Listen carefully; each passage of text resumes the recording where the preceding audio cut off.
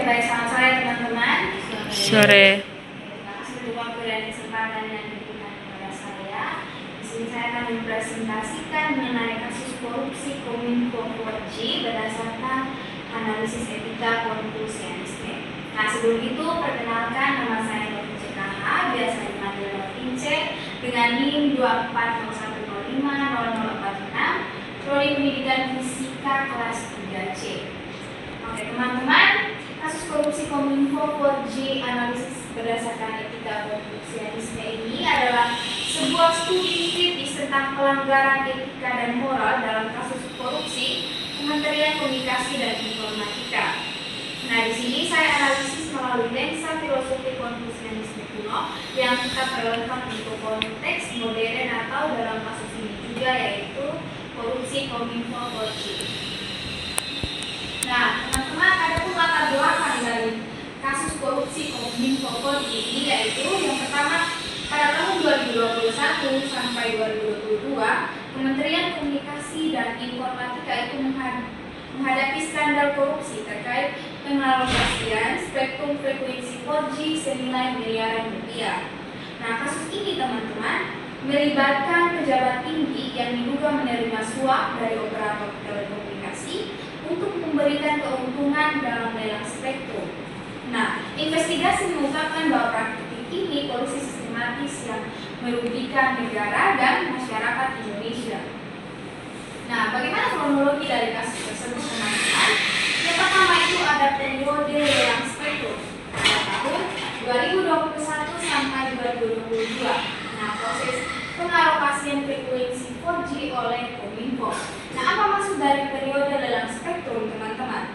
Nah, periode lelang ini disebut juga sebagai tender. Nah, jadi pada saat itu mereka akan memilih perusahaan swasta untuk pengalokasian dana ini dalam untuk memenuhi telekomunikasi dan internet, sehingga harus dilakukan yang namanya tender. Nah, ketika terjadinya tender tersebut, teman-teman, ditemukan adanya indikasi korupsi. Nah, pengawasan menemukan anomali dalam proses pengalokasian dan komunikasi terekspresi. Ketiga, penyelidikan KPK. Nah, setelah yang ditemukannya indikasi korupsi, teman-teman, Komisi Pemberantasan Korupsi memulai investigasi mendalam terhadap pejabat Kominfo. Nah, kemudian pada tahap yang keempat itu terjadinya penuntutan. Nah, penetapan tersangka dan proses hukum terhadap pihak-pihak yang terbukti terlibat. Nah, kasus ini, teman-teman, melibatkan pejabat struktural Kominfo, beberapa pengusaha operator telekomunikasi, dan perantara yang memfasilitasi transaksi ilegal. Nah, kemudian teman-teman, setelah kita melihat latar belakang dan kronologi dari kasus korupsi tersebut, saya akan analisis mengenai berdasarkan etika konfusianisme. Jadi teman-teman, etika konfusianisme itu dikemukakan oleh Konfusius, seorang filsuf yang mengatakan bahwa etika konfusianisme itu adalah bagaimana cara hidup kita dinilai berdasarkan kebenaran, keadilan, dan sesuai dengan moral. Nah, adapun teman-teman 5 prinsip etika konfusianisme itu yang pertama, yang berarti bahwa kemanusiaan, kebajikan, dan kasih sayang universal terhadap semua orang. Nah, maksudnya di sini, teman-teman, kemanusiaan dan kebajikan dan kasih sayang itu kita lakukan umum terhadap semua orang tanpa mendapatkan pamrih. Nah, contohnya kita menolong seseorang tanpa mendapatkan pamrih karena kita memiliki nilai kemanusiaan. Nah, kemudian yang kedua itu adalah yi. Yi ini berarti kebenaran, keadilan, dan kepatutan dalam bertindak. Nah, maksudnya apa, teman-teman? Jadi di sini dalam kita bertindak itu kita harus bertindak sesuai dengan apa yang benar dan bersikap adil. Nah, kemudian yang ketiga itu ada li. Li artinya, teman-teman, tata susila, ritual atau norma sosial dan etika kelakuan. Jadi di sini kita bersikap dan melakukan sesuatu itu harus sesuai dengan norma yang berlaku. Nah, kemudian yang keempat itu ada si, yang artinya kebijaksanaan dan pengetahuan dalam mengambil keputusan. Jadi ketika kita akan mengambil keputusan, kita harus menggunakan yang namanya kebijaksanaan. Nah, kemudian kemudian yang kelima teman-teman ada nilai SIM. Nah, SIM itu artinya integritas, kejujuran, dan kepercayaan dalam setiap tindakan. Nah, maksud dari integritas di sini teman-teman adalah apa yang kita pikirkan itu selaras juga dengan apa yang kita lakukan. Jadi kita melakukan sesuatu itu berdasarkan kejujuran, kemudian kepercayaan juga, dan apa yang kita katakan itu harus sesuai dengan apa yang kita lakukan. Nah, kita akan melihat prinsip-prinsip ini dalam kasus korupsi tadi teman-teman. Yang pertama itu ada nilai REM, kemanusiaan dalam korupsi Kominfo Polri. Nah, dalam kasus ini teman-teman sebenarnya terjadi yang namanya pelanggaran REM. Nah, tindakan korupsi ini teman-teman mencerminkan ketiadaan kasih sayang dan kepedulian terhadap kesejahteraan masyarakat. Nah, kenapa dikatakan demikian? Karena pada saat itu dana untuk pengalokasian internet dan telekomunikasi itu diutamakan untuk daerah-daerah tertinggal 3T atau daerah 3T. Nah, di sini teman-teman tidak ada yang namanya kepedulian terhadap kesejahteraan masyarakat. Nah, pejabat yang menerima suap ini menempatkan kepentingan pribadi di atas kebutuhan rakyat Indonesia yang memerlukan akses telekomunikasi yang berkualitas. Nah, jadi betul teman-teman, di sini para pejabat itu menempatkan kepentingan pribadi itu yang paling utama daripada rakyat itu sendiri. Padahal jika dilihat dalam daerah 3T memang akses untuk telekomunikasi itu sangat-sangat kurang, sehingga adanya program untuk pengalokasian telekomunikasi, tapi disalahgunakan oleh pejabat-pejabat yang menerima suap tersebut. Nah, kemudian ada dampak manusiawinya. Nah, keputusan yang diambil oleh kepentingan finansial pribadi ini teman-teman mengabaikan prinsip REM yang seharusnya itu pemimpin memprioritaskan kebaikan bersama dan pembangunan infrastruktur untuk semua kalangan masyarakat. Nah, kemudian kita lihat pada prinsip I atau kebenaran dan keadilan dalam kasus. Nah, di sini teman-teman terdapat yang dinamakan pelanggaran I. Yang pertama itu pengalokasian spektrum tidak berdasarkan meritokrasi. Yang kedua itu kolusi sistematis dengan operator tertentu. Kemudian yang ketiga proses lelang yang tidak transparan. Kemudian yang keempat itu merugikan pesaing yang bertindak jujur. Nah, dalam kasus ini teman-teman, prinsip I atau kebenaran dan keadilan dalam kasus ini dapat dilihat ketika waktu itu anggaran dana Kominfo itu untuk telekomunikasi itu kan harus memilih yang namanya perusahaan swasta untuk melakukan tender tersebut. Nah, dalam tender tersebut mereka tidak melakukan secara transparan atau adanya suap menyuap. Nah, kemudian kita lihat pada prinsip I. Prinsip I tadi teman-teman artinya hak susila dan norma sosial yang dilanggar. Nah, ini dalam konteks lokasi atau dalam konteks kasus ini teman-teman, Konfusianisme itu menekankan diri sebagai kepatutan dalam hierarki dan hubungan sosial. Nah, pejabat pemerintah yang memiliki tanggung jawab khusus untuk menjaga martabat dan kepercayaan publik melalui perilaku etis. Nah, kemudian teman-teman yang pertama itu terdapat yang namanya pelanggaran etika jabatan. Menerima suap mengkhianati kepercayaan dan yang diberikan masyarakat kepada pejabat publik. Kenapa demikian teman-teman? Karena sebenarnya pada dasarnya pejabat-pejabat pemerintah atau pejabat-pejabat publik itu menerima atau membawa yang namanya kepercayaan dari masyarakat. Masyarakat mempercayai mereka untuk menjadi yang namanya pemimpin. Tetapi ketika mereka melakukan yang namanya korupsi, berarti mereka sudah melanggar yang namanya etika jabatan atau mengesampingkan kepercayaan yang diberikan oleh masyarakat. Nah, kemudian yang kedua itu pengabaian protokol formal. Nah, proses pengalokasian spektrum harus transparan dan mengikuti prosedur resmi yang ditetapkan. Nah, di sini nyatanya pada kasus ini mereka tidak melakukan sesuai dengan apa prosedur yang ada, tapi mereka terdapat yang dinamakan suap menyuap tadi. Kemudian yang ketiga itu kerusakan reputasi institusi. Korupsi merusak kredibilitas Kominfo dan lembaga pemerintah secara keseluruhan di mata publik. Nah, teman-teman bayangkan ketika ada berita yang mengatakan bahwa terjadinya kasus korupsi pada Kominfo, berarti otomatis reputasi Kominfo itu sendiri akan rusak di mata publik atau di mata masyarakat.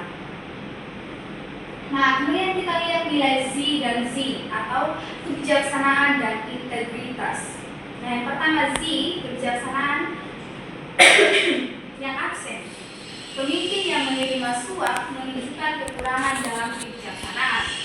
Mereka gagal memperhitungkan konsekuensi jangka panjang, kerusakan reputasi, dan dampak sosial dari keputusan mereka yang didorong oleh kepentingan finansial jangka pendek. Nah, jadi betul teman-teman, jadi para pelaku korupsi ini tidak mempedulikan yang namanya kebijaksanaan. Mereka mengambil keputusan hanya pada keuntungan dalam jangka pendek. Nah, kemudian kita lihat pada Z, integritas yang terkoyak. Nah, Konfusianisme ini menempatkan Z atau kepercayaan dan integritas sebagai fondasi kepemimpinan. Korupsi merupakan pengkhianatan fundamental terhadap kepercayaan publik dan janji untuk menjalankan tugas dengan jujur dan bertanggung jawab. Nah, kemudian ada konsekuensi moralnya. Nah, menurut Konfusianisme, teman-teman, hilangnya Z itu membuat seseorang pemimpin kehilangan legitimasi moral dan kewenangan untuk memimpin. Nah, karena kepemimpinan sejati harus didasarkan pada karakter yang integritas dan kepercayaan. Nah, jadi kenapa mereka kehilangan yang namanya legitimasi moral atau kewenangan untuk memimpin? Karena mereka sudah melanggar etika dari yang pertama tadi, etika jabatan, tidak melaksanakan nilai-nilai dalam etika Konfusianisme itu sendiri. Nah, kemudian ada dampak korupsi dari sudut pandang Konfusianisme, teman-teman. Yang pertama itu kerugian sosial. Nah, masyarakat kehilangan akses telekomunikasi berkualitas karena spektrum dialokasikan berdasarkan suap bukan kapasitas teknis. Jadi bayangkan teman-teman, sebenarnya kan program telekomunikasi itu diperuntukkan untuk daerah-daerah tertinggal atau daerah 3T. Nah, ketika dilaksanakan atau dilakukan yang namanya korupsi, maka mereka akan kehilangan akses dan mengalami yang namanya kerugian sosial. Kemudian yang kedua itu ada kerugian ekonomi. Negara kehilangan miliaran rupiah dan lelang yang seharusnya kompetitif, dana yang seharusnya untuk kesejahteraan rakyat. Nah, kenapa terjadi yang namanya kerugian ekonomi, teman-teman? Nah, bayangkan negara sudah menyiapkan dana untuk telekomunikasi tadi itu yang harusnya untuk daerah 3T, tiba-tiba itu tidak dilaksanakan, maka negara sendiri itu mengalami kerugian karena tujuan mereka pun tidak tercapai untuk mensejahterakan rakyat karena dananya pun tidak dialokasikan dengan baik. Nah, kemudian ada yang namanya erosi kepercayaan. Nah, Konfusianisme ini menekankan bahwa masyarakat hanya taat pada pemimpin yang memiliki karakter moral. Korupsi menghancurkan kepercayaan fundamental ini. Jadi teman-teman, ketika masyarakat mempercayakan seseorang itu untuk memimpin, mereka itu akan melihat yang namanya karakter. Nah, ketika kita menyelewenkan kepercayaan dari masyarakat, maka sebenarnya itu menghancurkan kepercayaan fundamental, di mana masyarakat itu sudah percaya pada seorang pemimpin tersebut. Nah, teman-teman, ada pun kesimpulan pencegahan korupsi berbasis etika Konfusianisme. Jadi yang pertama itu pemilihan pemimpin berkarakter. Fokus pada rekrutmen pejabat itu berdasarkan karakter moral. Yang pertama itu ada Ren, Yi, Li, Zi, Zin. Bukan hanya kompetensi teknis. Nah, yang kedua itu transparansi dan akuntabilitas atau implementasi sistem pengawasan ketat yang sejalan dengan prinsip Li, memastikan setiap keputusan publik dapat dipertanggungjawabkan. Jadi maksudnya di sini teman-teman, kita harus memastikan atau seorang pemimpin itu harus memastikan bahwa sebuah keputusan yang diambil itu harus dapat dipertanggungjawabkan dan sesuai dengan nilai pada etika Konfusianisme. Kemudian yang ketiga itu ada budaya integritas institusional. Nah, di mana membangun budaya organisasi yang menghargai Zin dan Yi sebagai nilai inti, bukan sekedar dokumen. Nah, kemudian yang keempat ada pendidikan etika berkelanjutan. Nah, program pelatihan berbasis filosofi Konfusianisme untuk mengingatkan pejabat dan tanggung jawab moral mereka terhadap masyarakat. Nah, teman-teman, Kasus korupsi 4G menunjukkan bahwa tanpa fondasi etika yang kuat, institusi modern akan hopeless. Konfusianisme menawarkan kerangka nilai yang dapat menjadi solusi preventif jangka panjang. Nah, jadi teman-teman, saya mengambil refleksi pribadi bahwa sebelum saya menjadi seorang yang korupsi, itu alangkah baiknya saya melaksanakan kehidupan itu berdasarkan nilai kebenaran, keadilan, dan juga sesuai dengan moral. Nah, saya juga akan berusaha untuk menerapkan 5 prinsip etika konfusianisme tadi, di mana saya harus memiliki nilai kemanusiaan, kemudian bertindak menurut kebenaran dan keadilan, kemudian saya harus berkelakuan sesuai dengan norma, kemudian dalam mengambil keputusan itu juga penting yang namanya dengan turut menjalankan yang namanya kebijaksanaan. Kemudian saya harus berintegritas dan jujur dalam setiap tindakan. Nah, teman-teman, kemudian bagaimana kalau sudah terlanjur melakukan tindakan korupsi, apa yang harus dilakukan? Nah, kita bisa lihat juga tadi dari nilai prinsip-prinsip dari etika konfusianisme. Yang pertama itu rem. Nah, kita harus menyadari setelah melakukan korupsi, kita harus menyadari bahwa setiap keputusan dalam proyek publik itu berdampak pada kesejahteraan masyarakat. Nah, jadi kita harus kembali menanamkan rasa empati dalam diri. Nah, kemudian yang kedua itu keadilan moral. Nah, menimbang apakah tindakan yang akan dilakukan sesuai dengan nilai kebenaran moral, bukan hanya keuntungan ekonomi atau jabatan. Nah, kemudian nilai-nilai atau norma dan kepatuhan itu memastikan setiap langkah sesuai dengan tata krama. Kemudian Z, kebijaksanaan, dan juga Z. Nah, setelah melaksanakan yang namanya tindakan korupsi itu, teman-teman, pentingnya kita lihat pada nilai I, kebenaran. Kita kemudian menilai kembali apa yang saya sudah lakukan, apakah benar atau tidak. Nah, kalau tidak benar, maka saya harus bertanggung jawab dan menerima hukuman atas apa yang harus saya lakukan. Nah, sebagai mahasiswa, teman-teman, kita jangan merefleksikan setelah kita melakukan yang namanya korupsi, tetapi kita harus melihat bagaimana kita itu tidak boleh yang namanya terjadi yang namanya korupsi, supaya kita bisa untuk tidak terjadinya korupsi tersebut, teman-teman, kita harus menerapkan yang namanya 5 prinsip etika konfusianisme. Atau secara sederhananya, kita itu harus melaksanakan yang namanya etika moral dan sesuai dengan nilai kebenaran. Nah, kemudian teman-teman, sebagai mahasiswa, kita tidak harus melakukan korupsi, kita tidak harus menilai korupsi ketika kita mengalokasikan dana, sama pada kasus ini yang miliaran rupiah. Tetapi korupsi itu kita bisa lihat pada hal-hal kecil. Jadi kita tidak tepat waktu saja, itu yang dinamakan korupsi. Jadi sebelum atau setelah terjadi yang namanya tindakan korupsi, perlu kita lihat bagaimana 5 prinsip etika konfusianisme itu sendiri. Mungkin dari presentasi yang saya sampaikan ada pertanyaan dari teman-teman, silakan.